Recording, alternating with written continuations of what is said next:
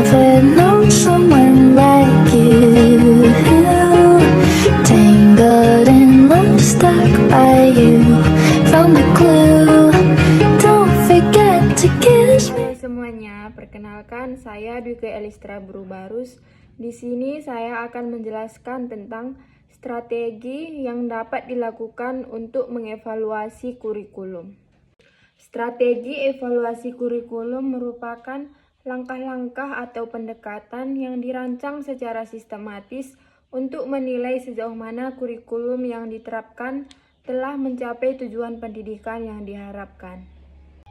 Evaluasi kurikulum ini sangat penting dilakukan untuk mengetahui apakah kurikulum yang digunakan sudah efektif dalam mencapai tujuan pembelajaran atau belum. Berikut ini saya akan menjelaskan dalam bentuk mind mapping apa saja itu strategi dalam evaluasi kurikulum yang dapat dilakukan. Yang pertama, kita lihat ada tujuan evaluasi kurikulum. Evaluasi kurikulum dilakukan agar kita mengetahui seberapa efektif kurikulum yang digunakan saat ini. Tujuan utamanya antara lain, tujuannya yang pertama yaitu 1. Menilai ketercapaian tujuan pembelajaran. Kedua, meningkatkan kualitas pembelajaran. Ketiga, mengetahui kelemahan dan kelebihan kurikulum. Yang keempat, sebagai dasar pengambilan keputusan kebijakan pendidikan.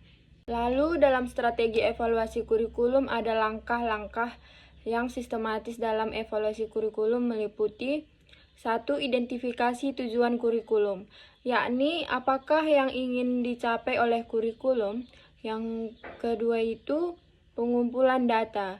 Pengumpulan data bisa lewat observasi, wawancara, angket, atau studi dokumen. Yang ketiga, analisis data, yaitu data yang dikumpulkan dianalisis untuk menemukan kekuatan dan kelemahan kurikulum. Yang keempat, pelaporan hasil evaluasi, yaitu menyusun laporan hasil evaluasi untuk pihak yang berkepentingan. Yang kelima, tindak lanjut, menentukan apakah yang perlu diubah atau ditingkatkan berdasarkan hasil evaluasi. Kemudian dalam strategi evaluasi kurikulum ada metode. Beberapa metode yang bisa digunakan dalam mengevaluasi kurikulum yaitu 1. Formatif, merupakan yang dilakukan selama proses berlangsung, misalnya saat semester berjalan. Yang kedua, sumatif, dilakukan setelah proses selesai, misalnya akhir tahun ajaran. Yang ketiga, ada model konteks, input, proses, produk. Adapun konteks artinya yaitu situasi atau kondisi sekolah atau siswa. Dan input artinya sumber daya, guru, dan bahan ajar. Proses artinya proses pelaksanaan pembelajaran. Lalu yang terakhir produk atau yang disebut sebagai hasil belajar siswa. Dan evaluasi berbasis kinerja guru dan hasil belajar siswa. Di sini ada kita lihat alat dan teknik evaluasi.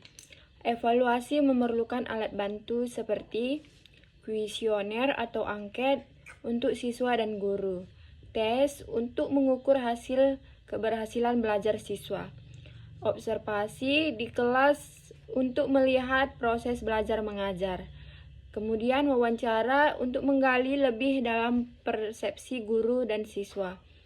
Yang terakhir, portofolio siswa sebagai bukti hasil pembelajaran.